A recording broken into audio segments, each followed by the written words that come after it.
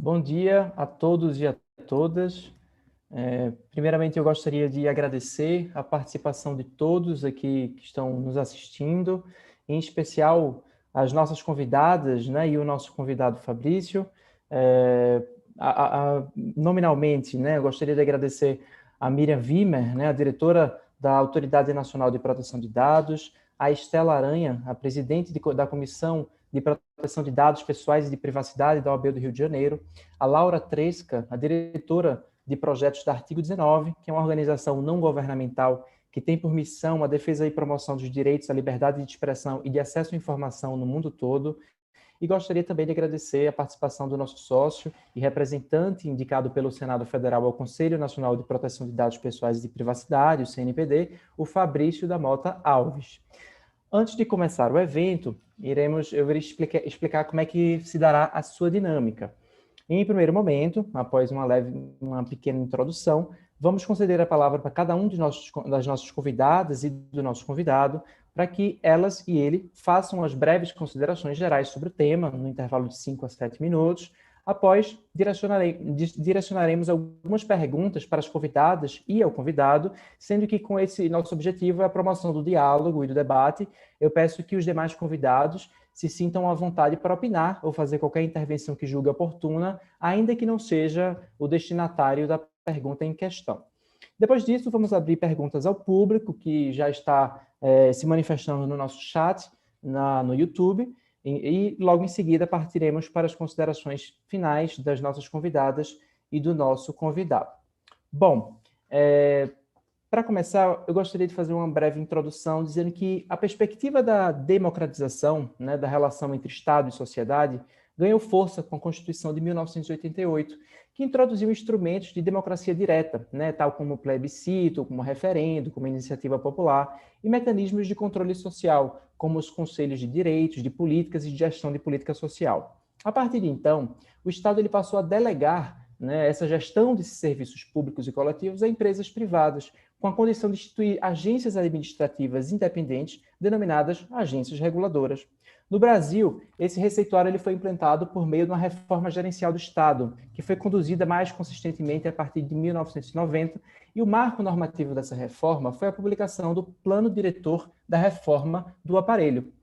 A relação entre regulação e privatização no modelo de Estado regulador pressupõe que a criação das agências ou conselhos independentes é capaz, por si só, de proteger o processo de tomada de decisão contra interferências políticas e equilibrar os interesses das partes, que são o governo, o setor privado, os consumidores ou usuários de serviço público. A participação popular nesse conselho, portanto, está ligada intimamente à ideia de democracia, já que, desde sua origem, a noção de democracia pressupõe que os indivíduos participem, né, das decisões que são submetidos. Então, não se trata da negação da democracia representativa, mas da multiplicação, né, de práticas democráticas para a construção de uma sociedade participativa. Então, vamos começar falando um pouco mais sobre esses conselhos e a participação participação popular nessas agências reguladoras do Estado. Bom, eu gostaria, então, franquear a palavra às nossas convidadas e ao nosso convidado para fazerem suas considerações iniciais. Apenas uma pequena observação, vamos pedir licença para quebrar o protocolo, para que a diretora Miriam ela fale por último, né, e porque ela já faça suas considerações iniciais e já possa nos responder como ela vê o processo de formação e atuação dos conselhos consultivos, né, nas agências reguladoras, em especial o CNPD. Então, por gentileza, com a palavra, a Laura Tresca.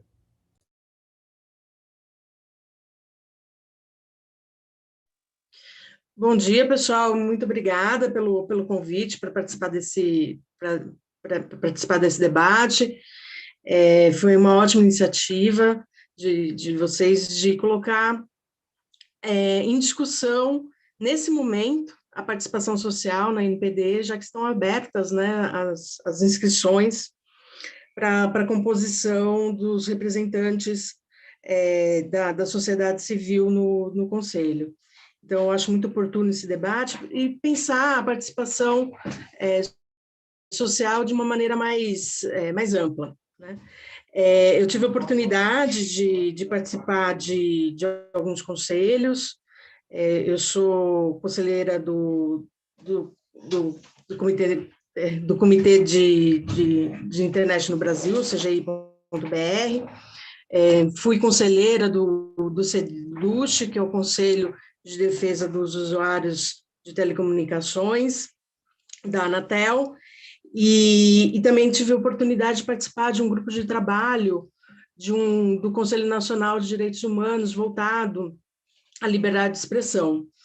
Em todas essas experiências, né, de participação social, o que eu noto é que, embora a lei, né, a Constituição tenha previsto mecanismos, né, de participação muito importantes, fundamentais, a possibilidade de você sentar numa mesa hoje virtualmente, né, e poder expor, né, questões que não foram pensadas, ajustes na conduta de uma política pública, sugerir melhores práticas, ou até mesmo ações para o Estado, faz com que a administração pública ela seja mais eficiente, mais eficaz.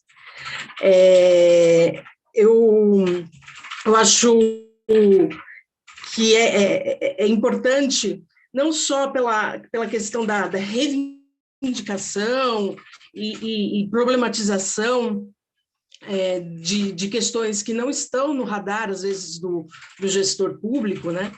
Tem muito conselho que é muito combativo, né, na hora de colocar as questões e os problemas, mas também é fundamental pela questão da formulação de soluções, né? A gente, às vezes, acha que existe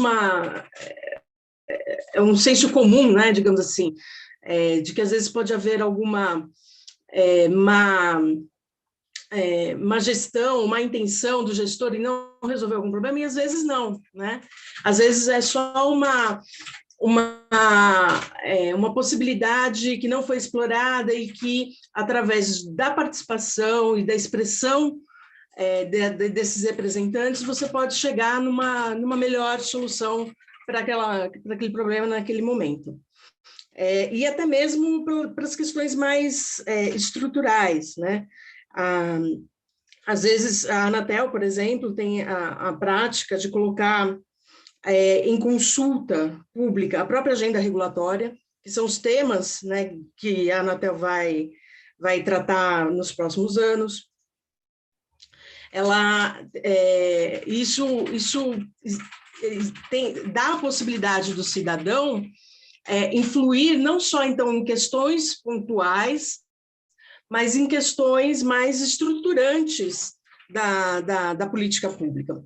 Então, eu acho que é muito salutar, né, que a LGPD tenha previsto, né, desde o seu início, né, desde a sua concepção, quando se tratava, né, da Agência Nacional de Proteção de Dados, que teria uma instância de participação. Eu vejo, a gente, enquanto sociedade civil, atuou bastante para que a Agência Nacional ela saísse do papel e pudesse ser instalada e começasse a funcionar. E agora a gente está nessa fase de estruturação do Conselho, que é outra parte fundamental prevista na lei, e que eu tenho certeza que vai garantir, então, uma melhor prática para a NPD. Então, eu estou muito esperançosa com esse processo.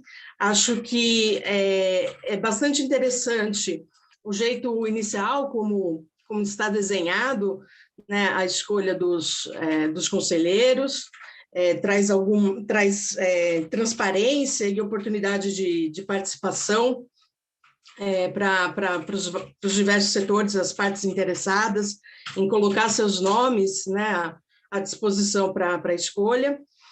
E eu tenho muita esperança de que a gente consiga, esse primeiro conselho, né, eu acho que ele vai ter desafios enormes, né, justamente por implementar, né, ser o primeiro a criar um precedente, né? Mas eu tenho convicção de que vai ser um conselho com pessoas de altíssimo grau técnico e que vão poder contribuir bastante para a NPD. Essas são as minhas considerações iniciais, Felipe. Muito obrigado, Laura. Então, em seguida, eu passo a palavra para a Estela para as suas considerações iniciais. Olá, bom dia a todos e todas aqui. Eu vou começar já fazendo uma discordância com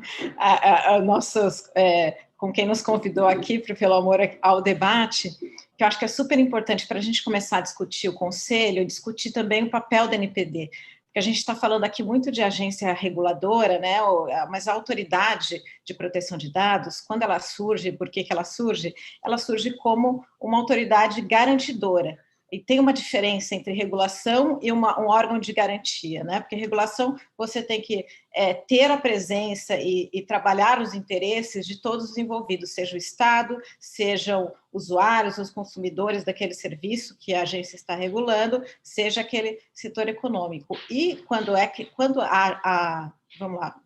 o direito à autodeterminação informativa ou informacional ele foi criado, isso desde quando se fala disso na literatura, e a gente está falando do West em 67, está falando do Rodotà, que já coloca isso, e quando esse direito foi criado na Carta Europeia dos Direitos Humanos, no artigo 8º, ele vinculou a necessidade de uma autoridade, de um órgão independente para fiscalizar o exercício dos direitos, porque é impossível o exercício desse direito fundamental sem a existência dessa autoridade. Então, o papel dessa autoridade sempre em toda... é claro que nós temos as nossas adaptações legislativas e nós vamos adaptar a proteção de dados ao Brasil, mas isso é fundamental do conceito. Tem coisas que não tem como a gente simplesmente tropicalizar sem pensar por que foi criada e por que foi colocada.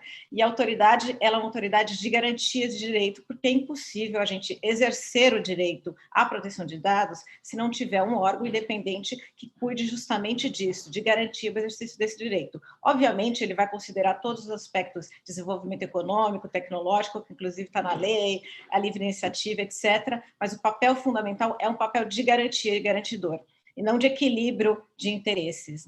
Isso é super importante. E, obviamente, a ideia não é dificultar o fluxo de dados, e sim facilitar que esse fluxo de dados, inclusive dados pessoais, né, que a gente está falando aqui, seja feito de um modo que respeite esse direito fundamental. Então, isso é super importante, né? A gente sempre colocar o papel da NPD, porque esse é o reflexo do conselho. Então, a gente não pode espelhar o que a gente quer de um conselho, de uma agência reguladora, que tem essa questão de equilíbrio de posições e trazer para a NPD, porque o papel de uma autoridade na proteção de dados, toda a sua concepção é diferente, né? A gente está falando de uma questão de assimetria de poder inclusive, não, eu ia falar muito mais fortemente, inclusive do poder de informação. O titular do dado, ele não tem informação de como o dado é tratado e onde está seu dado, ele não pode ter informação do acesso aos seus dados, da avaliação da abrangência dos seus dados, é impossível para o indivíduo exercer esse direito, né? Inclusive organizações da sociedade, e até a identificação de qual entidade está fazendo uso dos seus dados, ou que você tem que remeter as suas solicitações. O exemplo agora foi esse vazamento que teve de dados, né? A gente, né, os grandes, esse não, né? São vários grandes vazamentos, mas enfim, tem o maior vazamento e depois esses das telefônicas, e que realmente, obviamente, os usuários não têm como exercer esse direito se não tem uma agência ou uma autoridade, no caso, que é a nossa, que faça esse papel de também de regular, porque obviamente a gente está falando de uma lei que é uma lei muito conceitual e ela precisa ser detalhada, mas também de investigação, também de sanção. Então, isso é muito importante para a gente entender este papel deste conselho, né? Essa necessidade de você encarar este conselho dessa forma. A gente está falando de um conselho que visa garantir um direito e não fazer um equilíbrio de posições em relação à lei ou de uma disputa de setores em relação à regulamentação. É claro que sempre respeitado, isso que eu falei, não necessariamente a gente vai fazer uma autoridade, um conselho que simplesmente vai criar um monte de garantias e impedir o fluxo de dados, impedir as empresas de usarem, mas sim ter o olhar de garantia ao direito do titular, até porque senão não existe autodeterminação informativa ou informacional. Se a gente tiver simplesmente a autoridade começar a fazer sempre esse equilíbrio de forças, ela não vai fazer a função garantidora. Então, super importante isso. E também, enfim, e voltando a isso, é necessidade da participação da sociedade neste conselho. O conselho, ele tem a participação do executivo também, que é um dos de quem a autoridade também tem o dever, né, de fiscalizar o poder executivo. Ela tem a participação de alguns órgãos, e aí também a gente vai falar um pouco no debate, mas normalmente as agências, elas colocam usuários e categorias de usuários ou consumidores de modo geral, né? Nesse conselho não, porque é um conselho de direitos, então a gente não tem categoria, são todos os cidadãos. E ele optou justamente por escolher algumas entidades representativas dentro do desenho do Estado, que a gente está falando de Congresso Nacional, Senado e Câmara, a gente está falando de órgãos da Justiça, que também é um pouco difícil de compreender o papel, porque que tem o Ministério Público tem que estar representado, ou o Judiciário tem que estar representado por meio do CNJ, ou por meio do Conselho Nacional do Ministério Público. Provavelmente é porque são os órgãos que estavam no debate, e as entidades da sociedade civil. Isso é muito importante, né? Que essas entidades tenham relação com esse tema, né? A importância, porque sempre no conselho, para você fazer uma disputa, inclusive de narrativa e de força, a necessidade dessas entidades serem muito representativas. Porque a impressão que dá quando faz essa coisa de trazer o Ministério Público, trazer o Judiciário, trazer o Congresso, é que é um ambiente menor de onde teve a grande discussão da lei. A gente está trazendo uma menor versão para poder ser eficiente essa discussão num conselho consultivo menor. E esse conselho, obviamente, é importante que ele tenha reflexo na sociedade, porque senão você vai, quando você abrir a discussão e essa sociedade que está debatendo o tema não está representada, você vai ter coisas muito diferentes, vai ter muita dificuldade de andar. Então, me parece que a ideia de um conselho consultivo é justamente todos os players que estavam participando dessa discussão na época da elaboração da lei e que agora continuam participando dessa discussão na sua regulamentação, estarem de alguma forma representados, e por isso a importância também, quando a gente está falando das entidades da sociedade civil, do mercado, de trabalhadores, elas serem muito representativas, porque esses players vão continuar fazendo este debate de qualquer forma, de quando essa regulamentação começar a vir, ou etc. Então, se elas estiverem lá, facilita muito que isso seja feito dentro da própria autoridade. Isso é muito importante, essa relevância de representatividade de cada um dos indicados quando o conselho diretor for escolher, que aí facilita o debate e facilita o encaminhamento das questões quando essas questões forem abertas para a participação de toda a sociedade. Muito obrigado, Estela. De fato, é muito importante essa sua observação de colocar a autoridade como garantidora de direitos, né? E não só tão somente como uma agência reguladora. Então, dando sequência, passo a palavra agora para o Fabrício para as suas considerações iniciais. Olá, bom dia, Felipe, bom dia, Miriam, Estela, Laura. Você está aqui entre sócios e amigos e grandes amigos. Obrigado, Felipe, pela oportunidade. Enfim, acho que esse evento aqui que o nosso escritório está promovendo é um evento que, como a Laura falou, é muito oportuno e vem bem a calhar. Na verdade, é um evento que foi pensado exatamente para contribuir com a própria autoridade, na medida em que a sociedade tem esse papel também, e nós aqui como escritório temos o intuito de colaborar da mesma forma como qualquer outra entidade da sociedade.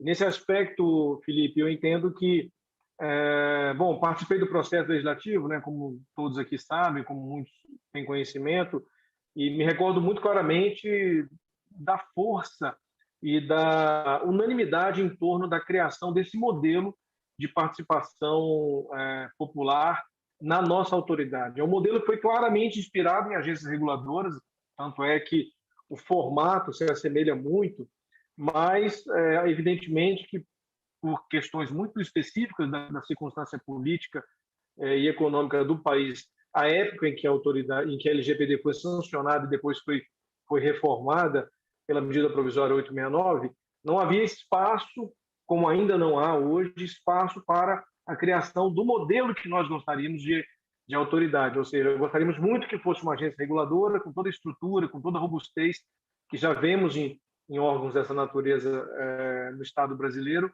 mas não foi possível. Isso não impediu que o modelo fosse acatado, fosse proposto pelo Congresso. A gente tem que lembrar sempre que a proposta estruturante dessa autoridade veio do Congresso Nacional, ou seja, ela veio da sociedade, foi encaminhada ao presidente Temer, que vetou por circunstâncias constitucionais, mas depois o próprio presidente compreendeu o recado dos representantes do povo e encaminhou o modelo nessa medida provisória. Ou seja, o que nós temos hoje de autoridade não é o ideal, mas é fortemente inspirado em um intuito, em um debate, uma construção popular. Isso dá muita força para o Conselho e, por sua vez, também fortifica a atuação da própria autoridade, do seu conselho diretor e dos seus órgãos técnicos ao longo de toda a sua atuação, mesmo porque há uma grande expectativa da sociedade em torno da autoridade. A diretora Miriam, com toda certeza, tem participado de forma sobre-humana, eu até digo isso, de muitos debates públicos, e agradeço, inclusive, o convite de estar aqui com esse pequeno sacrifício da sua agenda para colaborar conosco, mas é isso que todos queríamos. Queríamos uma autoridade aberta ao diálogo, temos uma autoridade aberta ao diálogo, queremos uma autoridade com participação popular.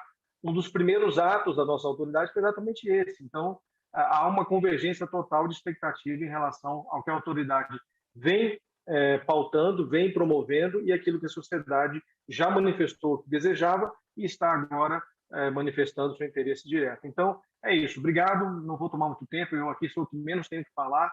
Quero mais ouvir as nossas convidadas e franquear a palavra. Obrigado. Muito obrigado, Fabrício, pelas considerações iniciais. Vou passar, então, a palavra para a nossa diretora Miriam. Muito obrigada, Felipe. Queria começar agradecendo o convite para participar desse evento muito oportuno, que veio realmente a calhar, como disse o Fabrício, e dizer que é uma grande satisfação dividir a mesa com a Laura, com a Estela, com o próprio Fabrício, e contigo, Felipe, que eu estou conhecendo hoje, mas tenho certeza que teremos outras oportunidades também para debater esse tema e outros, né? E eu queria começar reforçando um pouquinho as falas anteriores, no sentido de apontar para a importância de estruturas como conselhos consultivos dentro de autoridades dotadas de um maior grau de independência. E aqui é claro que a Estela está coberta de razão quando ela diz que a autoridade não é uma agência reguladora. Por outro lado, é verdade também que quando a gente pensa no nosso modelo institucional desejado, que é uma estrutura dotada de garantias reforçadas de independência, com conselho diretor, com mandato fixo, indemissibilidade ad nutum, né? Essas são características que existem no nosso ordenamento jurídico no âmbito das agências reguladoras, e assim eu acho também bastante oportuna a lembrança do Felipe, que fala das iniciativas de reforma do Estado na década de 90, que criaram esse tipo de estrutura, e da lógica de que sempre que a gente pensa em independência reforçada, a gente tem que pensar também em participação social reforçada, transparência reforçada, e de fato existe um longo debate no direito administrativo sobre a independência das agências, uma percepção de déficit de legitimidade que tem justamente que ser suprido por exigências ampliadas de transparência e de participação social. Então, quando a gente fala em legitimidade pela participação, controle social, essas figuras, como os conselhos consultivos, sempre surgem como uma parte natural e imprescindível desse desenho e como realmente um imperativo para que se possa ter um modelo democrático, né?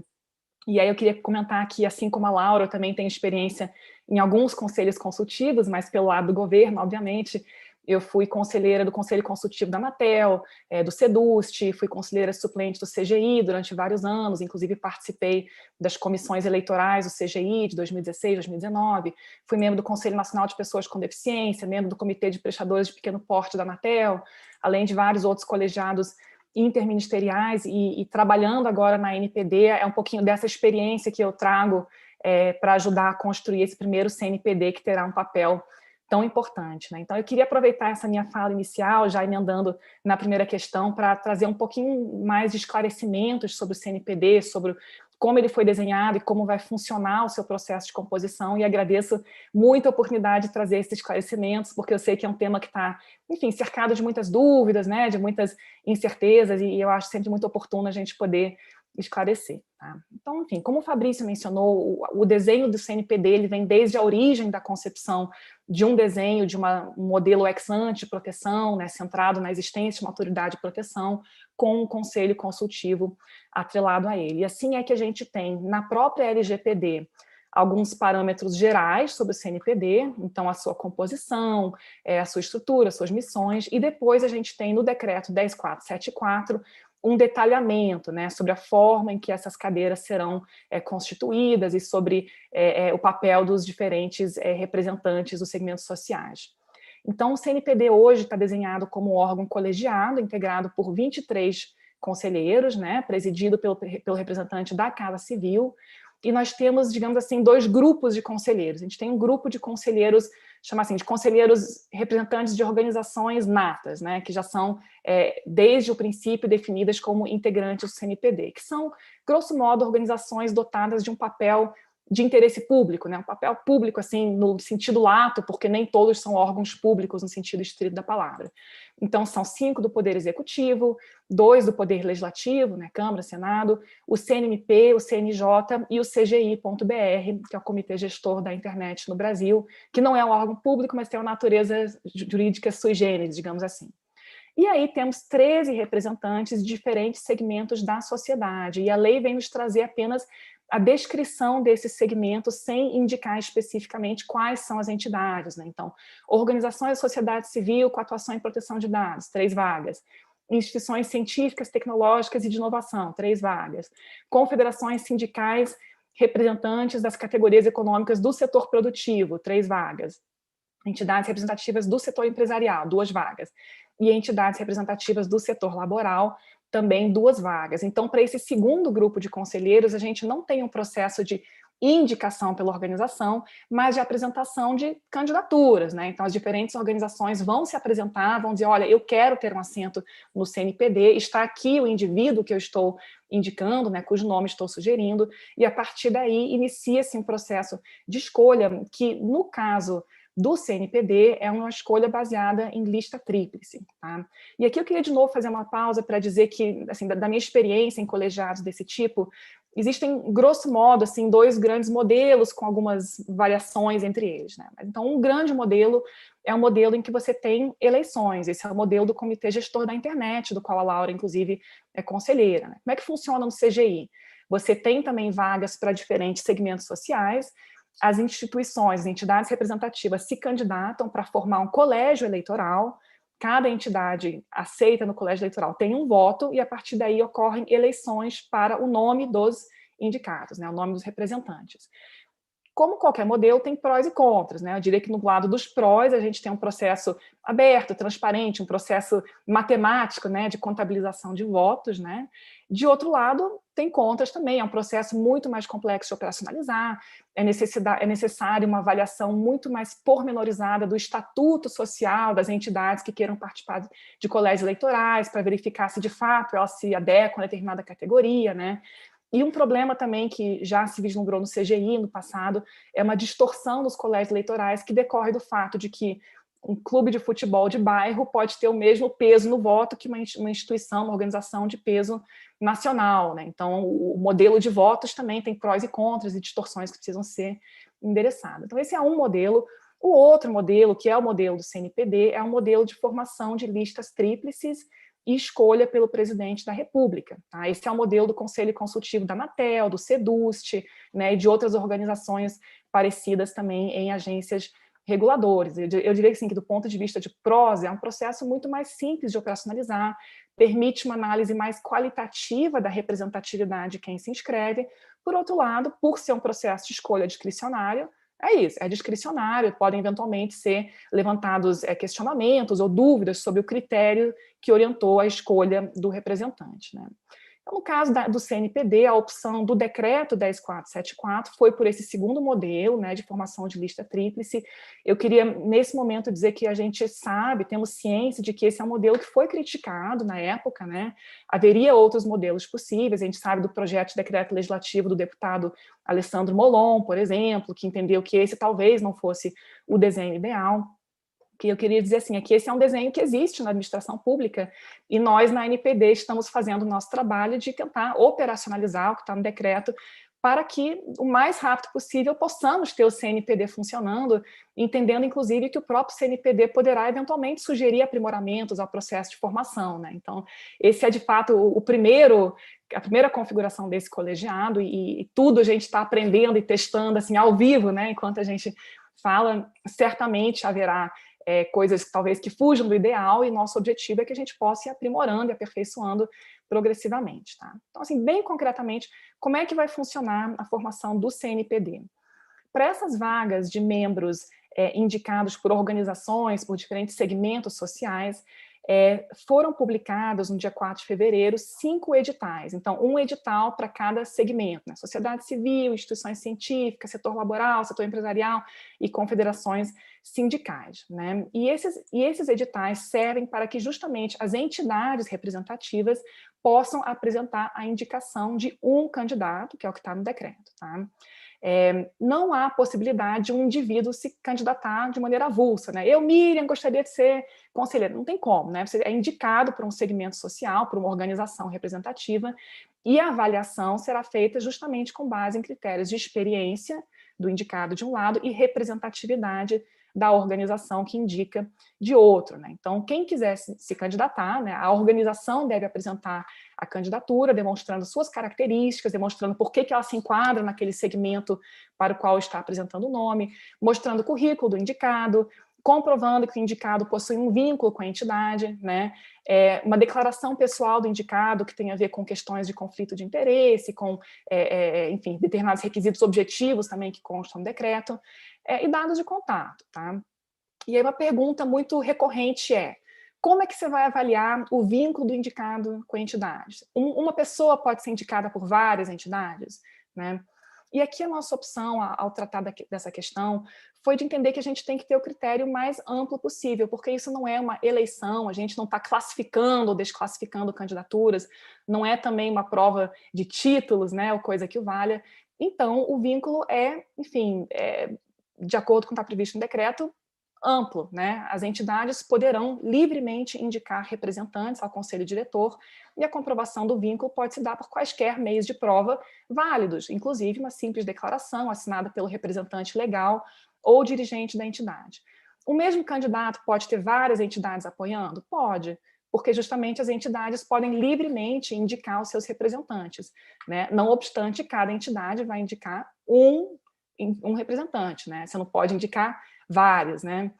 E aqui também é importante mencionar de novo, não é uma eleição, então não é porque um candidato tenha 50 entidades apoiando e outro tenha 2, que o que tem 50 vai prevalecer, novamente porque o critério aqui é representatividade, né?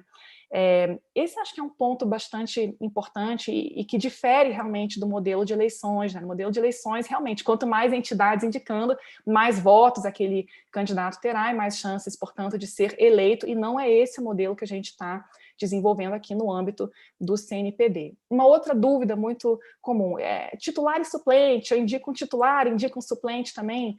Na verdade, conforme foi descrito no decreto, cada entidade vai indicar um nome, tá? A partir desse nome, a partir dessas indicações, será formada uma lista tríplice pelo Conselho Diretor da ANPD, que será enviado ao Presidente da República, e dentre essa lista tríplice, o presidente vai escolher um titular e um suplente.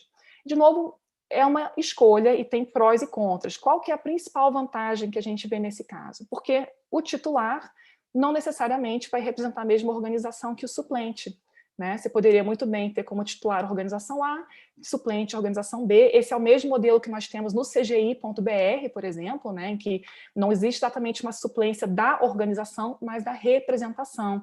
E isso é positivo porque nos permite que mais vozes estejam presentes no CNPD, né? Entre titulares e suplentes, teremos mais organizações representadas, né?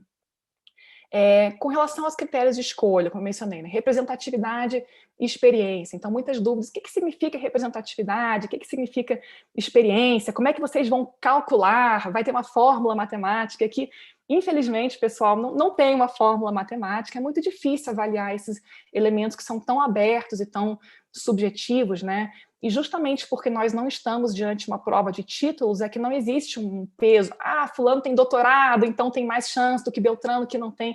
É realmente uma combinação desses critérios, e eu diria que realmente o equilíbrio entre eles é super importante, porque a gente poderia imaginar, por exemplo, um indicado que tem um currículo maravilhoso, mas que seja representante, sem nenhum demérito, né, mas de um clube de futebol de bairro, né? Ou, por outro lado, uma pessoa que tem um currículo talvez não tão expressivo do ponto de vista acadêmico, mas que represente um segmento muito importante, né? Então, é justamente no equilíbrio entre esses dois critérios que a gente vai conseguir identificar os nomes que, de maneira o mais ampla possível, possam assegurar o pluralismo de vozes e a representação de diferentes perspectivas e interesses no âmbito do CNPD. E aí, já concluindo essa fala inicial, eu peço desculpa se eu tinha me estendido um pouquinho, mas eu acho super importante poder trazer esses esclarecimentos. Nós criamos um canal no site da NPD, um canal de e-mail também, para recebimento de perguntas. Tá? Então, logo que saíram os editais, muitas pessoas me mandaram perguntas por WhatsApp, por LinkedIn, por e-mail pessoal, e a gente quer justamente dar respostas que sejam as mesmas para todos que perguntem, né, que sejam bastante transparentes. Então, quem tiver dúvidas, por favor, envie sua dúvida para cnpd@npd.gov.br. Essas dúvidas estão sendo compiladas, a gente está publicando as respostas no site tem lá já algumas perguntas recebidas, já com algumas respostas, e essas respostas estão sendo feitas com base, enfim, no apoio da nossa área jurídica, enfim, para que possamos estar o mais seguros possíveis quanto aos critérios, tá?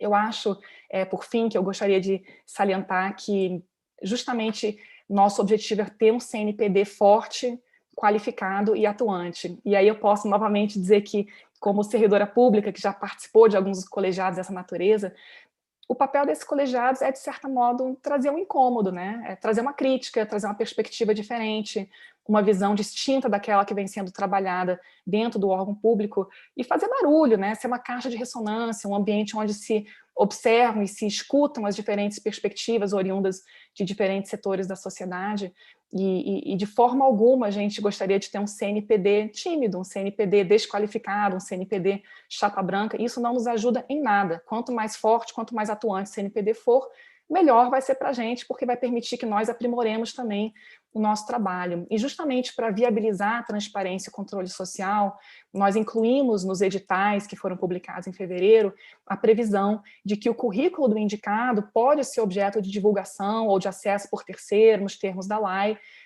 para que se possa, enfim, exercer esse controle social que é tão importante. O Conselho Diretor também estará aberto a eventuais questionamentos apresentados pelos interessados, por todos que participarem desse processo social. E eu acho também importante mencionar que o CNPD é grande, né? São 23 posições, mas certamente não conseguirá esgotar a pluralidade de visões que existem na sociedade brasileira. E assim é que o CNPD é um espaço importante, mas ele não esgota as instâncias e os mecanismos de participação social na NPD. Nós temos uma obrigação legal de realizar audiências públicas, consultas públicas, nós temos também realizado tomadas de subsídio, pretendemos em breve promover reuniões de especialistas para debater certos assuntos. Então eu queria também tranquilizar todos que, ainda que nem todos possam estar presentes no CNPD, outros espaços de participação serão certamente criados. E eu acho que vai ser muitíssimo difícil montar essas listas tríplices, considerando, de um lado, a pluralidade de perspectivas que poderiam e deveriam estar representadas no CNPD, e, de outro lado, os excelentes nomes que nós temos no ambiente brasileiro de especialistas, de pessoas que são atuantes e militantes nessa área, e eu estou até um pouquinho preocupada em como é que a gente vai lidar com a quantidade de interessados que teremos, mas confiante de que, com base nesses critérios de representatividade, experiência, pluralismo de voz e de perspectivas, a gente conseguirá montar boas listas tríplices para decisão pelo presidente da República. Com isso, eu vou encerrar essa minha primeira fala e estou super à disposição aí para continuar interagindo e respondendo as perguntas. Muito obrigada. Muito obrigado, Miriam, pelas suas esclarecedoras considerações iniciais. E, dando sequência, eu vou fazer uma pergunta para a Estela. E lembrando que esse evento é livre de debate, então se alguém tiver alguma observação ou quiser fazer alguma intervenção, ainda que não seja o destinatário da pergunta, fique à vontade. Bom, Estela, a advocacia, historicamente, ela participa dos debates mais importantes da sociedade brasileira, né? Através da Ordem dos Advogados do Brasil, seu Conselho Federal e seccionais, a advocacia realiza um trabalho permanente de monitoramento e intervenção nos assuntos públicos, né, em prol da sociedade e da ordem jurídica. Como você entende que tem sido o papel da advocacia no sistema brasileiro de proteção de dados pessoais? E mais, a OAB ela está atenta também ao trabalho do CNPD. E, por fim, 100% dos membros já indicados até agora pelas instituições públicas são advogados, na ativa ou licenciados. Isso tem algum significado? Eu esqueci aqui. Só retomar um pouquinho o debate para não... viu, Felipe, e que a Miriam falou, é claro que a gente está sobre a questão, né, da agência, a gente defende um modelo administrativo como autarquia especial para a NPD. Então, obviamente, quando você falou de trazer as questões de agência, esse modelo, por mais que a função seja outra, este modelo que tem nessa lei de agências que traz ausência de tutela, subordinação, autonomia funcional, decisória, administrativo, financeira, estabilidade de mandato, investimento de cargo, essas coisas são defendidas para um modelo de uma agência robusta. Então, no sentido administrativo, tem total conexão a gente tropicalizar o modelo de uma autoridade, e a Miriam colocou muito bem. A questão é só, eu coloquei que quando a gente está olhando para o conselho, a gente tem que olhar para o papel do conselho, e a gente tem que ter sempre em vista essa questão, né? E voltando aqui para a advocacia, eu acho que a gente sempre lembrar, né, a advocacia é muito ativa nessas discussões, até porque dentro do Estatuto da OAB, a própria Constituição ainda coloca, né, a Ordem dos Advogados como uma entidade que tem uma função pública de defesa do Estado Democrático de Direito, de defesa da Constituição, e o Estatuto da Ordem coloca, né, a função dela de defender os direitos humanos fundamentais, e o direito à proteção de dados é um direito humano fundamental. Então, enquanto instituição e enquanto advogado, porque quando a gente vai tirar a nossa carteira da ordem, nós juramos também a defesa da Constituição e a defesa dos direitos humanos. Então, é um papel nosso de função pública de cada advogado ter isso. Eu acho que por isso também a gente tem um bom envolvimento da advocacia nessas discussões. E a gente está falando também de uma legislação, obviamente, que é árida, muito técnica, e justamente por isso que a gente fala, né, da simetria de poder, né? É mais difícil também para o cidadão ter instrumentos para começar a entender uma questão que é uma cultura que não tinha uma cultura muito grande no Brasil, então é natural que tenha as pessoas que se especializem no tema tenham uma mobilização um pouco maior no início, no debate. Eu acho que isso aconteceu com todos os novos direitos que surgiram, e depois ele vai se popularizar e as pessoas começam a ter um envolvimento, né? As pessoas, além dos especialistas, porque a gente tem aqui, né, quando a gente fala de proteção de dados, os especialistas são da área jurídica, que também, claro, obviamente, tem da área de segurança de informação, que é um pedaço da lei de proteção de dados, mas acaba que, por ser um tema novo, com menos cultura no Brasil, de modo geral, mobilizam mais aqueles que acabam se especializando para o seu trabalho. Mas é um papel, inclusive, do próprio conselho disseminar o conhecimento de proteção de dados pessoais e privacidade à população, né? O papel central do Conselho, e por isso também é importante a representatividade, que a gente já falou, das instituições que vão compor o Conselho, justamente porque quanto mais representativa ela é, mais fácil fica também o Conselho cumprir esse papel, porque ela vai tomar ações que vão vincular as próprias organizações, isso é muito importante.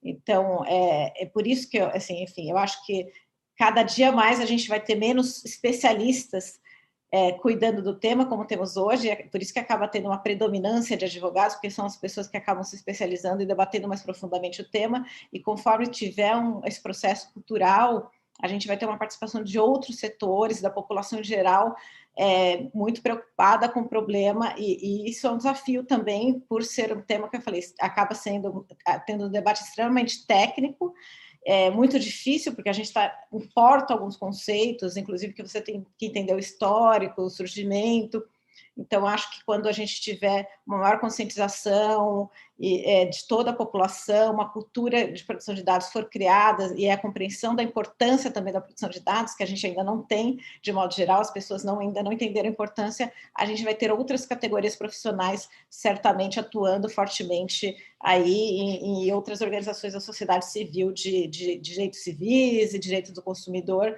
mais ativamente participando. Muito obrigado, Estela. Bom, então vou direcionar uma pergunta agora à Laura.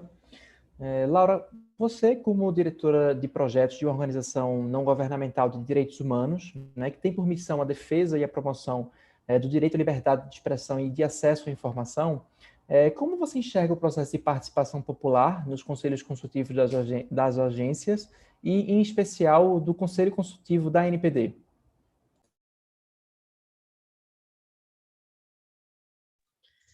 Obrigada pela pergunta. Uma pessoa que defende liberdade de expressão e acesso à informação, eu tenho muita esperança que o Conselho tome essa como uma das suas agendas, esse tema. Eu acho que a LGPD ela foi bastante feliz ao criar uma exceção, né, para a liberdade de imprensa, para a atividade jornalística, e também no artigo 15, quando trata do término do tratamento de dados, de criar uma ressalva para o interesse público. Eu acho que existe uma pressão enorme, né, por parte de algumas pessoas que, de alguma forma, se veem expostas numa situação que elas não gostariam, né, através de meios de comunicação, para que seja aplicada o seu direito à privacidade, né, a reivindicar que talvez seus dados pessoais não tenham sido tratados de maneira adequada pela imprensa.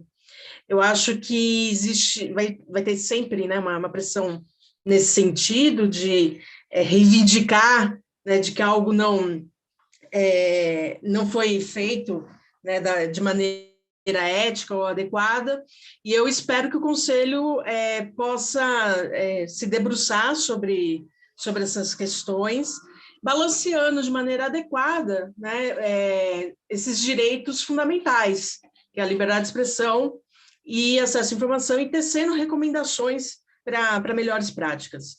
A liberdade de expressão não é um direito absoluto, ele tem que ser equilibrado com outros direitos, mas é interessante que a lei já traz essas referências, né, de como fazer esse balanço.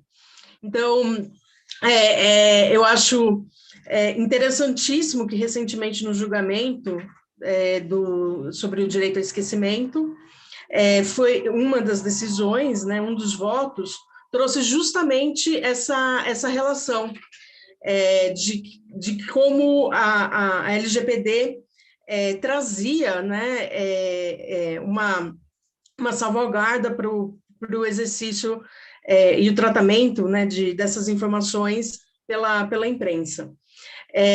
Então, eu tenho eu espero que a agenda temática do Conselho se debruce também sobre essas questões. E, novamente, eu acho que a oportunidade da gente poder expressar diretamente, né, não só através de consultas públicas online, todos esses instrumentos que são fabulosos e eficazes para a participação social, mas a gente ter essa oportunidade de ter pessoas pensando, né, em qual agenda a gente vai promover e defender e colocar isso em diálogo, eu acho extremamente construtivo para o avanço de direitos, e eu espero que um dos direitos que a gente possa avançar seja justamente o de liberdade de expressão. Queria aproveitar, Felipe, já que eu estou com a palavra, e fazer uma pergunta para a Miriam. Miriam, eu fiquei com uma dúvida, não vou mandar pelo site, vou aproveitar que eu estou conversando com você aqui, que é o que acontece quando tem uma interrupção do mandato desses representantes sem cumprir, né, ainda faltando um tempo para cumprir esse mandato. Por que eu pergunto isso? Porque tem diversos modelos, né? No CGI, por exemplo, se eu deixo o mandato pela metade, quem é chamado para vacância é o suplente, né? Porque é entendido que o mandato é pessoal, né? E que quem vai em caso de vacância, quem assume é o suplente. Mas em outros conselhos, como o SEDUST, por exemplo, é entendido que o mandato está vinculado à entidade da pessoa. E aí, no caso de vacância, teria que ser uma vacância da entidade, né? A entidade se retirar do conselho e é para o suplente assumir. Mas caso a entidade ache que é interessante que outra pessoa assuma, né, essa representação, ela pode fazer essa indicação. Então, eu queria saber como é que fica nesse caso, quando não se cumpre completamente o mandato. Se foi pensado nisso, nessa hipótese, e como vocês pretendem resolver. Terminei, Felipe. Então, passando a palavra para a Miriam, para que responda a palavra da Laura. Respondo sim. Tentarei responder, porque a pergunta da Laura é de fato excelente. Veja, Laura, que nem a lei e nem o decreto estabeleceram critérios sobre isso, né? Eles não deixam claro. E eu diria assim que uma primeira tarefa do próprio CNPD será desenhar o seu regimento interno, que poderá também endereçar essas questões.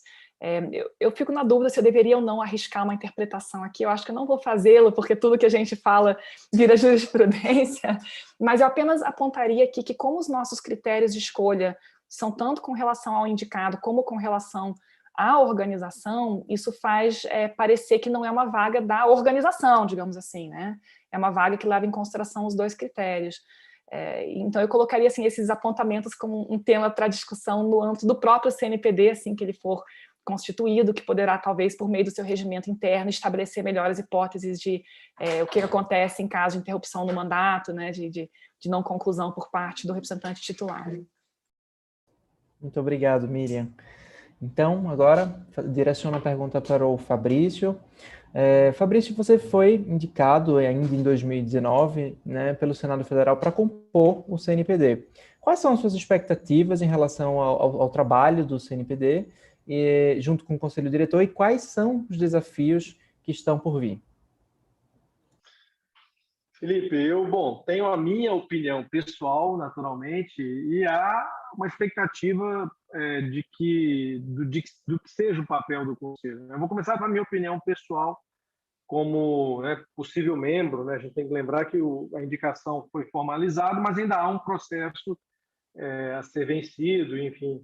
Eu ainda sou apenas um nome indicado, né? Eu coloco lá no LinkedIn nome indicado, eu estou esperando mudar a forma de me apresentar, mas acho que está bem próxima disso. Mas eu vejo da seguinte forma: eu acredito que o Conselho ele tenha uma condição bastante peculiar nesse momento, né? Nós estamos lembrando que, como a Miriam falou, é uma primeira experiência em termos de regulação desse setor específico. E há todas as dificuldades que foram colocadas aqui. A Estela colocou alguns pontos muito interessantes em relação ao que deveria ser o modelo ideal. A Miriam também trouxe a visão dela, a Laura também. E, no fundo, o que nós temos que ter em mente é que vai haver uma experimentação inédita por todos nós aqui, como sociedade e como reguladores também. Haverá essa dificuldade de primeira oportunidade em que esse assunto será tratado na sociedade, tanto pelo Estado brasileiro, como será também recebido pela sociedade brasileira. O modelo, como eu disse, não é o modelo ideal, mas é o modelo possível. Há várias dificuldades que decorrem disso, naturalmente. O critério de representatividade, por exemplo, ou a própria forma como isso será feito, tanto pelo Conselho Diretor como pelo Presidente da República, eu tenho muita certeza de que não vai agradar a todos, porque é impossível, né? Esse tipo de unanimidade é quase impossível. então será sujeito a críticas, como a gente espera que ocorra de fato, a sociedade sempre monitorando. Mas o que a gente tem que levar em consideração, Felipe, é que, superada essa formatação, seja ela a mais adequada ou não, seja ela a ideal ou não, é de fato uma perspectiva bastante positiva. O Conselho, com essa pluralidade, tanto pelo aspecto quantitativo, né, o Conselho tem aí quase 5 vezes o tamanho do Conselho Diretor, o Conselho Consultivo tem essa capacidade. E eu achei muito positivo a formatação colocada no decreto de qualificar o Conselho, ou seja, há um requisito objetivo de qualificação e pertinência temática. Isso foi muito bem-vindo, na minha opinião, porque isso obriga a sociedade a indicar realmente aqueles que terão de demonstrar essa capacidade de contribuir com os debates no ambiente regulatório. E, nesse ponto, havendo um conselho hiperqualificado, assim como a diretoria já o é, nós temos muita certeza de que o conselho poderá contribuir bastante com o ambiente regulatório, tanto nesse início de formatação do processo, uma vez que muitas questões precisam ser endereçadas, a autoridade, o conselho diretor tem uma pauta que já foi divulgada, tem uma agenda regulatória que já foi divulgada, mas há outras urgências, há muitas urgências paralelas correndo na sociedade e que poderão sofrer algum tipo de debate, que o Conselho Consultivo poderá, em paralelo à agenda regulatória, promover discussões na sociedade a respeito disso. E sem falar aquilo que a Estela colocou e que está muito claro na própria lei e no decreto, o seu papel de educador, né? A NPD tem esse viés, o presidente Valdemar Gonçalves já se posicionou diversas vezes, já ouvi isso da Laura também, no próprio Coronel Sabá, na Irane. Então, fica muito claro que há, sim, um intuito de educar. E, nesse aspecto, o Conselho, por excelência e por atribuição expressa, poderá contribuir fortemente com a educação, a disseminação de cultura na sociedade. E aí eu gostei muito do que a Estela colocou em relação a essa questão da assimetria de poder, porque, de fato, não adianta você franquear espaço, você franquear canais, você deixar portas e janelas abertas, se a sociedade não consegue direcionar os questionamentos. Então, Estela, achei muito bem-vinda a sua colocação, porque, de fato, a gente precisa mesmo dar condições para que a participação seja efetiva, tanto pelo critério de acesso, como pelo critério de qualificação do próprio debate. Então, é isso. Eu vejo dessa forma, Felipe, eu tenho certeza que as instituições não vão decepcionar e vão não apenas atender, como superar toda e qualquer expectativa que a sociedade tenha. Muito obrigado, Fabrício. Bom, então vamos para uma nova pergunta agora, direcionada à diretora da NPD, Miriam Wimmer. Bom, o Conselho Consultivo da NPD possui, né, entre as suas atribuições, o papel de disseminar cultura e educação em proteção de dados, e o que também é um dos objetivos da própria NPD. Nesse sentido, há um plano para que a NPD promova a educação institucional sobre o tema, através de cursos de formação, eventos públicos, campanhas de conscientização, concursos com premiação, etc., e mais, o CNPD terá autonomia para promover essas ações educacionais?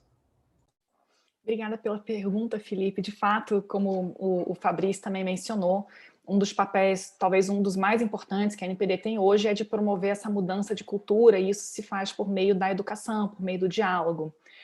Como você talvez saiba, Felipe, a gente bem recentemente publicou, além da nossa agenda regulatória, o nosso planejamento estratégico, né, que foi fruto também de uma reflexão entre os diretores e entre os membros do corpo técnico sobre o que a gente deveria mirar primeiro, né? Quando a gente olha para as autoridades de proteção de dados no mundo, a gente vê que realmente existe uma combinação de papéis de educação, de sanção, de normatização, de regulação no sentido lato da palavra, né? E quando desenhamos nosso planejamento estratégico, a gente pensou em 3 eixos, né? O primeiro eixo é justamente o de promover o fortalecimento da cultura de proteção de dados pessoais, e dentro desse eixo a gente previu, como um dos indicadores, né, do sucesso da nossa atuação, a promoção de eventos de capacitação, e previu um horizonte de 2 anos aí para dar conta disso, né. Eu diria assim que, em termos da atuação da NPD com o CNPD, existe, portanto, uma grande sinergia, uma grande possibilidade de trabalho conjunto, nós, na ANPD, temos hoje algumas restrições em termos de tamanho de equipe, em termos de orçamento, enfim, e a forma como a gente pensa em dar conta dessa exigência de capacitação é por meio de parcerias. Então, parceria com o Senacom, parceria com o CERT-BR, parceria com entidades civis que possam nos ajudar, não apenas em seminários, workshops, capacitações, mas também elaboração de material informativo, cartilhas, por exemplo, coisas que a gente possa colocar, inclusive, no nosso site, para, de maneira muito simples, né, comunicar tanto aos titulares de dados como aos agentes de tratamento quais são as expectativas, quais são as suas obrigações e quais são os seus direitos. Então, eu vejo de maneira muito positiva essa atribuição também do CNPD. O CNPD é uma organização que tem autonomia no seu processo decisório, mas é um conselho consultivo, então existiria aí talvez uma questão a ser discutida de orçamento, né, de disponibilidade de meios físicos, recursos humanos, né, que é algo que a gente ainda está construindo, mas eu vejo de maneira muito positiva essa possibilidade de interação. Muito obrigado, Miriam. A Laura pediu a palavra. Eu queria fazer um comentário sobre esse tema, pode ser, Felipe? Claro, perfeitamente. Eu acho que essa é uma possibilidade de atuação fantástica do Conselho e da própria ANPD, e eu tenho esperança que não só sejam colocadas referências, né, para proteção de dados, mas dos tratamentos possíveis de dados com segurança. Eu estou identificando que existe muita insegurança, assim, será que a gente pode ou não pode, né, tratar esse dado, fornecer esse dado? Então, eu acho que é importante não só pensar na proteção, mas nas possibilidades de tratamento seguro. E eu falo isso porque, recentemente, eu passei por uma situação que eu falei, não acredito que a LGPD está sendo pensada, né, nesse sentido. A gente estava formulando um painel como esse, né, um seminário, e eu perguntei, eu estava preocupado com o balanço de gênero, né, do painel, e eu perguntei, entre aquelas pessoas que estavam ali, aqueles nomes que estavam sendo indicados, quais eram mulheres e quais eram homens. E a pessoa não quis, né, responder, porque ela entendeu que essa era uma informação pessoal sensível. Né? Então, eu acho que foi aí talvez um excesso de zelo, né, no tratamento, né, do dado pessoal da pessoa, né, dessa característica, né, desse dado, tendo em vista, né, o interesse, né, de compor ali uma mesa que fosse paritária em termos de gênero e tal. Em termos temáticos, eu acho que, e eu gostaria muito, né, que o Conselho e a própria ANPD pudesse muito se debruçar, tendo em vista que ano que vem temos eleições, né, sobre as melhores práticas, e aí eu vejo como uma ação educativa mesmo, de tratamento de dados pessoais por agências de marketing político. Eu acho que isso é fundamental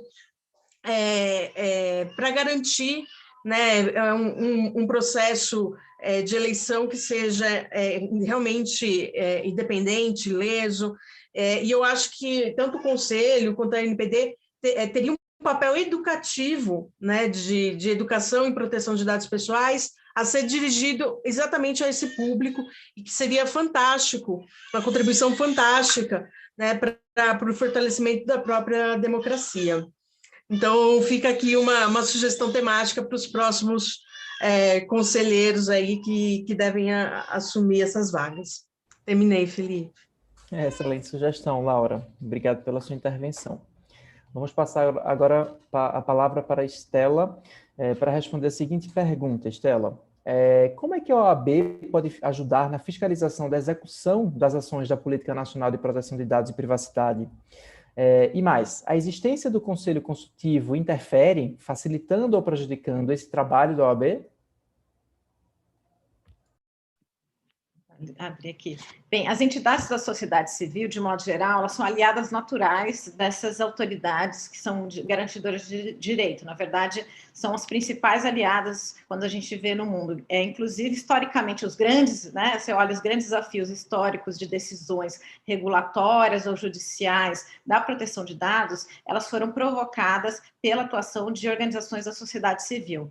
Então, aí já coloca um papel muito importante. Sem essa atuação dessas organizações, é muito difícil você caminhar, porque elas ajudam muito, né, para colocar os princípios em prática, né, difundindo a cultura, a conscientização e também ajudando a organização da tutela coletiva, né, porque a gente tem um monte de, já falamos aqui que tem uma dificuldade do exercício do direito individual, por mais que se possa ter, nós temos uma dificuldade de instrumental, e as organizações ajudam, auxiliam, de alguma forma, organizar essas demandas de tutela coletiva. Na capacidade também de fazer valer os direitos, né, porque essas organizações se colocam à frente, é sempre bom lembrar também que existem questões mais complexas, que é complexo para o usuário colocar, não só pela questão também da simetria, mas questões mais sensíveis, delicadas, questões relacionadas à criança e adolescente, questões de que não necessariamente você consegue identificar quem são os titulares dos direitos, ou questões que os titulares dos direitos não querem se expor, porque estão, enfim, um exemplo ações contra aplicativos, né, de namoro, que é uma das coisas que aconteceram na Europa, os usuários não querem se expor eventualmente, enfim, mas às vezes nem sabe, né, por exemplo, um grande vazamento, a gente nem sabe, o titular nem sabe se ele está envolvido ou não. Então, as organizações da sociedade civil servem também para isso, e, é claro, para a responsabilização dos controladores em relação ao uso dos dados. Então, sem essa atuação da sociedade civil, de modo geral, a gente não consegue avançar, e nisso justamente pela essa dificuldade do exercício individual do direito ou dessa instrumentalização. E acho que a OAB sempre teve um papel importante na sua história, nessa sua atuação, tanto o Conselho Federal da OAB, com organizações nacionais, quanto é uma entidade muito capilarizada. A gente tem as seccionais em todos os estados e as subseções em todos os municípios. A gente tem a OAB no Brasil inteiro. Então, ajuda e facilita existem poucas entidades no Brasil hoje que têm uma capilaridade, uma extensão tão grande, uma mobilização tão grande, e ainda, obviamente, de advogados que têm aquela facilidade do acesso à justiça, de provocar o regulador. Então, por isso que é uma entidade acaba sendo uma entidade muito forte no sentido de atuar na garantia de direitos. E, além de tudo, tem no seu estatuto essa atribuição. Então, isso torna, enfim, o trabalho da OAB, eu acho, nesta questão também da proteção de dados, muito importante para a gente poder instrumentalizar realmente o exercício desse direito, dos direitos dos titulares. Muito obrigado, Estela. Eu vou correr um pouco aqui com as perguntas, tendo em vista que eu sei que as agendas das nossas participantes são bem concorridas, então eu vou passar logo para a próxima pergunta para a Laura. Laura, você, na qualidade de representante de uma ONG, né, de atuação internacional, como é que você enxerga a formatação e atuação dos órgãos de fiscalização e proteção de dados no Brasil em comparação com órgãos semelhantes em outros países? E no mais, você acha que o modelo que vem sendo desenvolvido é o que mais atende o ideal de democracia?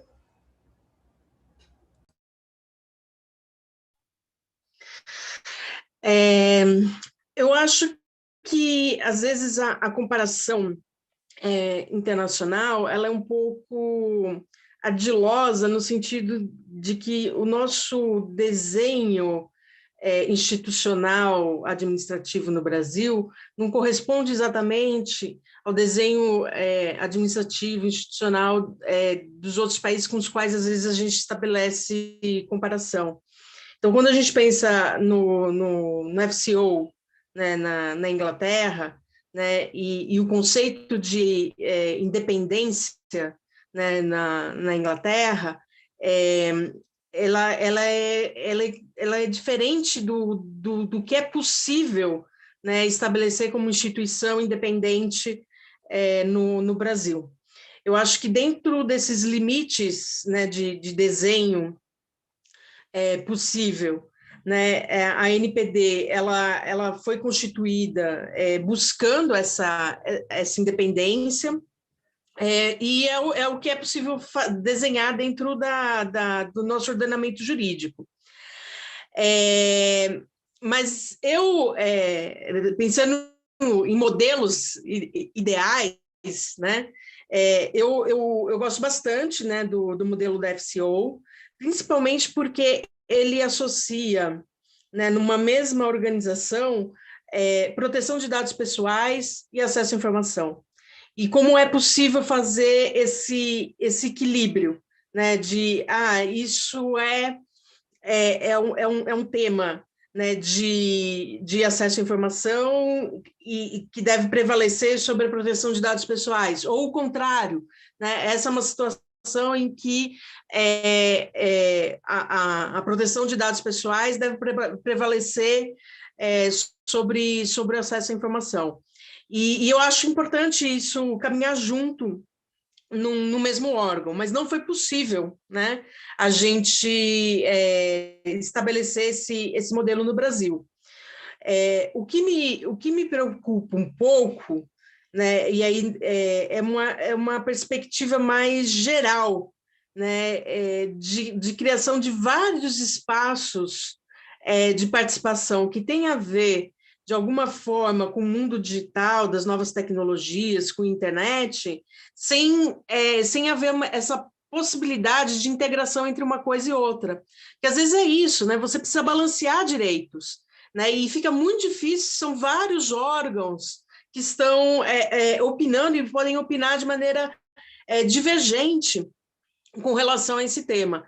Então, me preocupa muito a proliferação não planejada, né, não estruturada, né, de diversos órgãos de participação com relação a esses temas, e lembrando que nós temos um Comitê Gestor da Internet no Brasil, que em tese, né, onde várias dessas questões poderiam ser tratadas de forma transversal.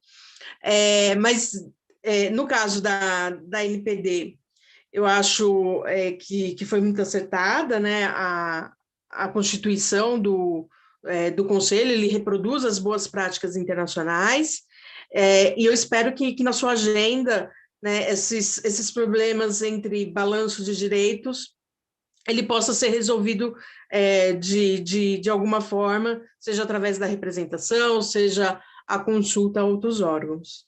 Terminei. Excelente, Laura. Muito obrigado. Bom, então eu vou passar aqui a palavra para o Fabrício, e a pergunta é a seguinte, Fabrício. Tem havido muitas dúvidas no processo de indicação dos membros da sociedade civil ao CNPD. A própria ANPD, através da sua diretoria, passou a divulgar um espaço para os esclarecimentos através de um formato de perguntas e respostas e franqueou o contato através do endereço eletrônico. O que você acha desse processo como um todo? Oi, Felipe, obrigado aí pela pergunta. Realmente tem havido muitos questionamentos, né? Nós aqui que já fomos indicados ao conselho, eu até tive a oportunidade de compartilhar isso com alguns dos diretores. Eu acho curioso porque nós fazemos parte do processo tanto quanto qualquer outra entidade da sociedade, né? O Senado tem o seu processo de indicação, a Câmara o seu, o Conselho Nacional do Ministério Público, o CNJ, o CGI e assim por diante. Mas o fato de já termos, talvez, antecipado essas indicações, nos colocou, de alguma maneira, em certa evidência. E as pessoas vêm procurar tirar dúvidas conosco, e eu digo para todas, olha, eu sugiro que direcione os seus questionamentos a quem tem, de fato, as atribuições legais para esclarecer. Porque eu tenho tantas dúvidas quanto vocês, enfim, eu não faço parte do processo, mas, claro, como cidadão que sou e como representante do Senado, naturalmente que nós temos também todo o direito de formular essas questões. E eu fiquei muito feliz de ver a abertura que a autoridade deu com o canal que foi criado especificamente para esse tipo de coleta de questionamentos e dúvidas. Mas se eu pudesse sugerir, talvez, considerando que há um prazo e talvez não haja tempo hábil para isso, e considerando também o meu histórico de participação no Senado, que é uma das casas legislativas, e também de bastante participação na Câmara, eu sou muito simpático ao modelo de audiências públicas. Então, não sei se isso está no radar da diretoria, não sei se haveria hoje condições estruturais para a realização.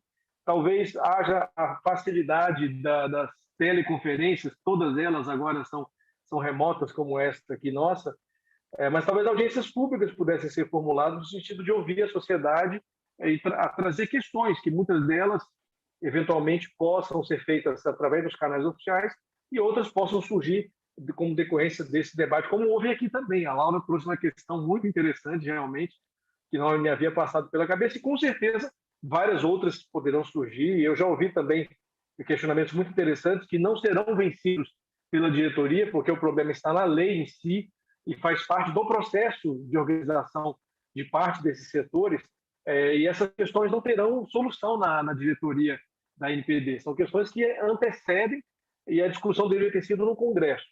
Mas, enfim, é interessante ouvir para quê? Como a própria Miriam colocou, talvez nesse processo já haja uma necessidade de um questionamento de futuras revisões que deverão ser feitas pela via legal, naturalmente, pela via legislativa.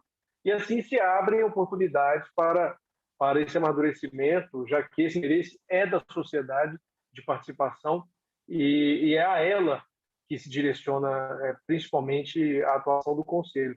Então, eu sugeriria, talvez, a realização de audiências públicas ou debates realmente franqueados ao público, não dessa forma individualizada, de uma forma mais institucional e mais publicizada. E, claro, também é da minha característica, como todos aqui sabem, eu sou muito afeto às questões de comunicação social, né? Então, eu acho que isso são instrumentos, né? São ferramentas muito interessantes para que a gente possa sempre ouvir e ser ouvido. Então, o convite aqui, aceito de primeiríssima mão pela diretora Miriam, já demonstra claramente esse intuito de colaborar, de discutir e de franquear oportunidades para o debate. Então, era apenas isso, eu sugeriria isso. E, claro, sem falar e sem deixar de mencionar, naturalmente, que esse tipo de atuação também atrai interesses institucionais. Então, por exemplo, instituições outras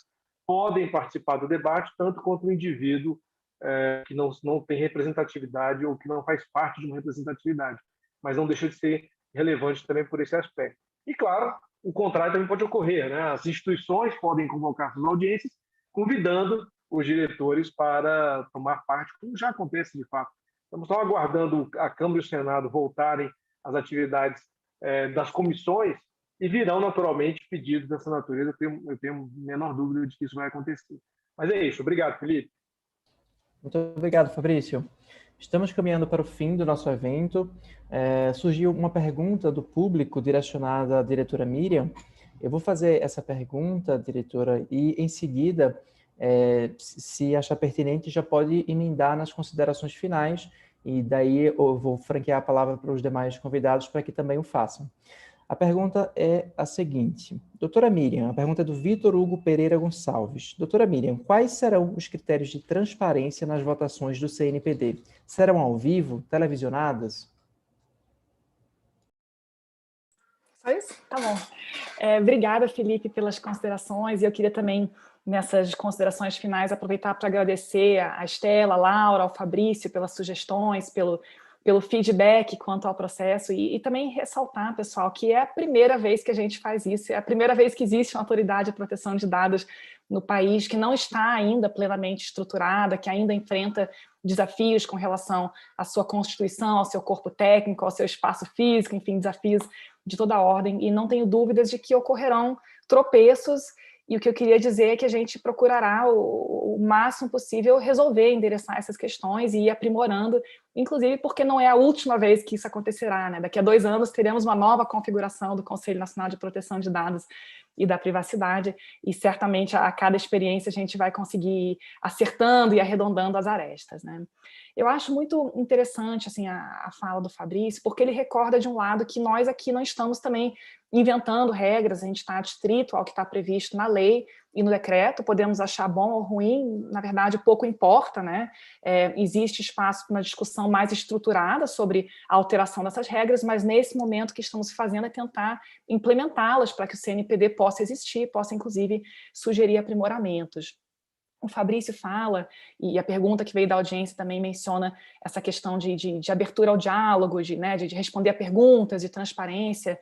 E eu devo dizer assim que, embora eu goste do modelo de audiência pública, nesse caso em particular, a gente não tem realmente como ficar respondendo dúvidas ao vivo, porque as respostas acabam por conformar o processo de escolha, o processo de elaboração da lista tríplice. Então, seria até irresponsável da minha parte aqui, de supetão, dar resposta a perguntas difíceis que surgem, e por isso nós temos privilegiado o recebimento de perguntas por escrito, porque as perguntas chegam, a nossa equipe olha, propõe uma resposta, passa pelo consultor jurídico, eventualmente passa até pelo corregedor, para que então a gente publique as respostas no site, para que todos possam conhecê-las e para que não pairem dúvidas, sabe? Então, eu sou uma pessoa que, enfim, não recuso convite quase nenhum, é um esforço quase sobre-humano, como diz o Fabrício, porque acho muito importante ouvir, mas eu acho também que em termos de respostas para um processo formal de seleção, é preciso também privilegiar a formalidade. Eu gostaria de incentivar todos que mandem suas perguntas.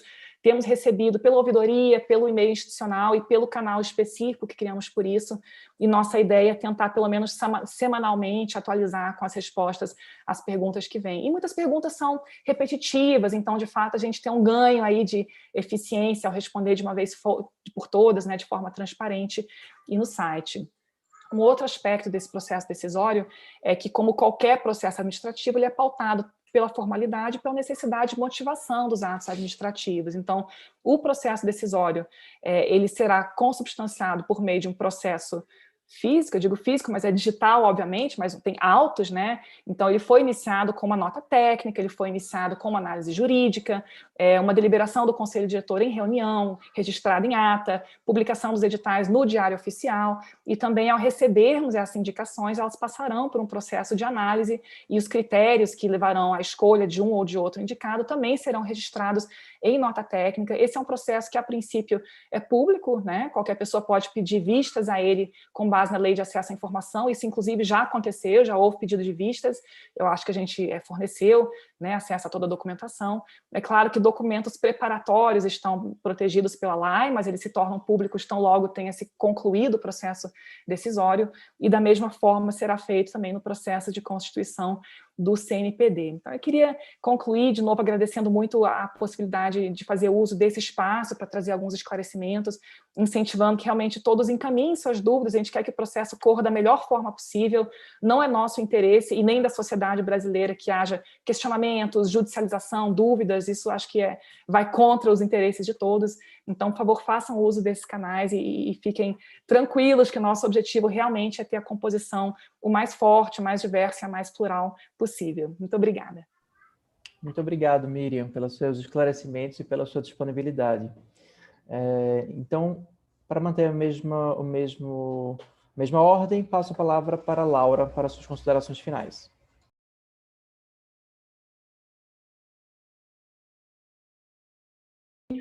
Pronto.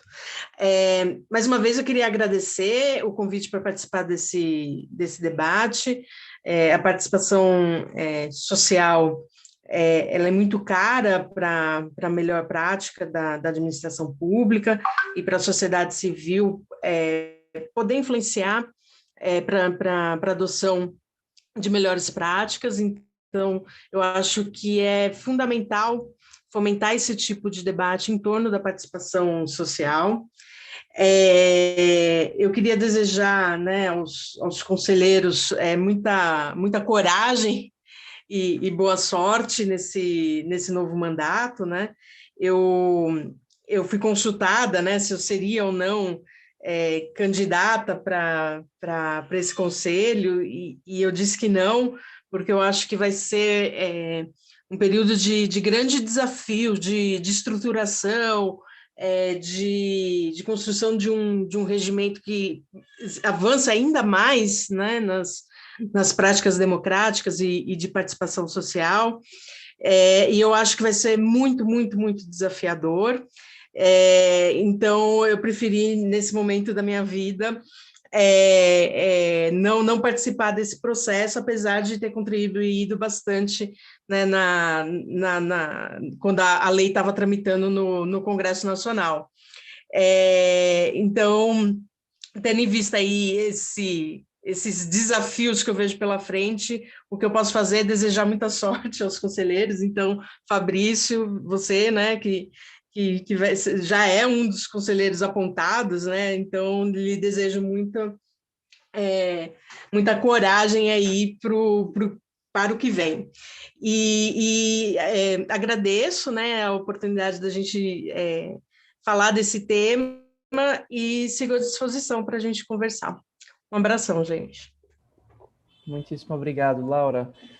Muito obrigado também por ter aceitado o convite e muito obrigado pelas suas valiosas contribuições. Dando sequência, passo a palavra agora para a Estela para as suas considerações finais. Agradeço primeiro ao Felipe pela condução impecável aqui do nosso debate, também pelas considerações que trouxe, ao Fabrício pelo convite, por debater aqui, a Laura e a Miriam, por, enfim, qualificar tanto um debate de um tema tão importante.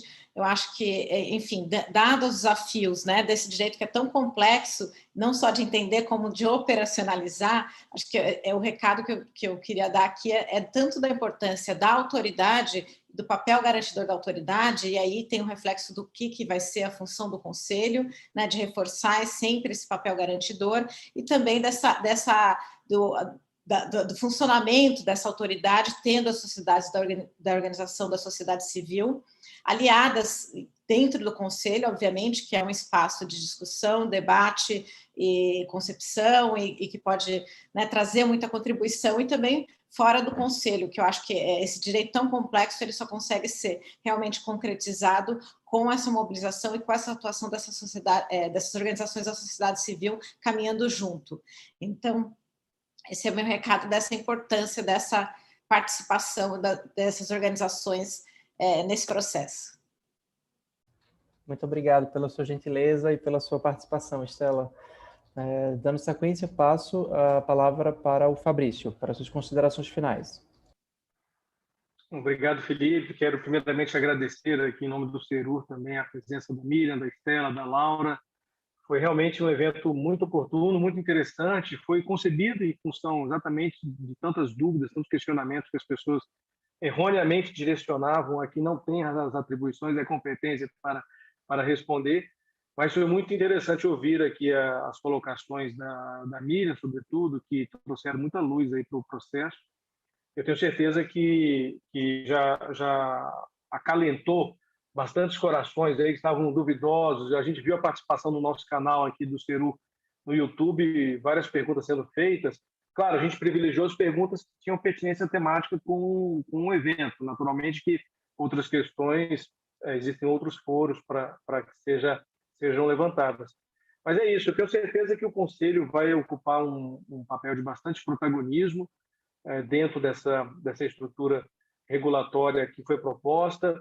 A qualificação dos membros que já foram indicados eu já achei bastante relevante. Eu tenho certeza que a sociedade vai cumprir e atender às expectativas que a própria instituição ANPD tem em relação à sua composição, ou seja, indicarão nomes que são realmente relevantes. E como a Laura falou, bom, eu não sei se seria sorte, viu, Laura?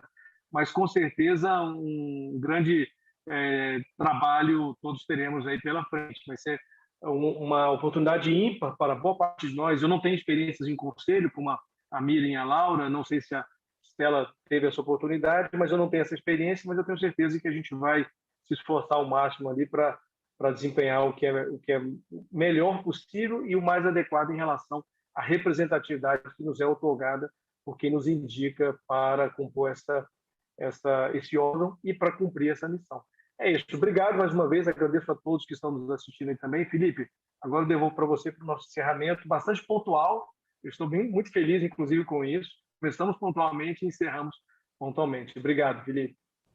Muito obrigado, Fabrício. Estamos conseguindo manter a pontualidade, né? Tenho agora 1 minuto de encerramentos e o faço agradecendo, né, a presença das nossas convidadas e do nosso convidado. Em nome do Ceru Advogados, Eu agradeço pela disponibilidade, sei que a agenda de todos as agendas são bem concorridas e realmente é um privilégio poder contar com a participação de todos. Muito obrigado também a quem está nos assistindo nesse momento. É isso. Até mais. Abraço, pessoal. Tchau, tchau. Até mais. Um prazer.